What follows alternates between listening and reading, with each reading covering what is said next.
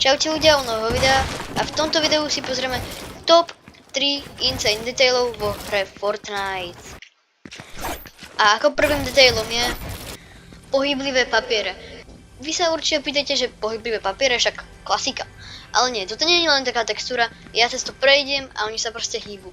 A keď budem náhodou bežať, tak sa budú odhrňať do strán, respektíve do vzduchu. A podľa mňa toto si zaslúži nejakú pozornosť, lebo toto je fakt cool, dosť dobrý detail. A ďalšie, funkčné zrkadlo. Ako vidíte, toto je normálne zrkadlo, ale s tým rozdielom, že je funkčné. Ako vidíte tú moju postavu, síce je to v trochu zlom rozlišení, ale zase je to cool celkom. Otvorím dvere, je to vidno, respektíve zatvorím, a teraz otvorím, to vidno. Toto je podľa mňa taký dobrý detail, určite zaslúži nejakú pozornosť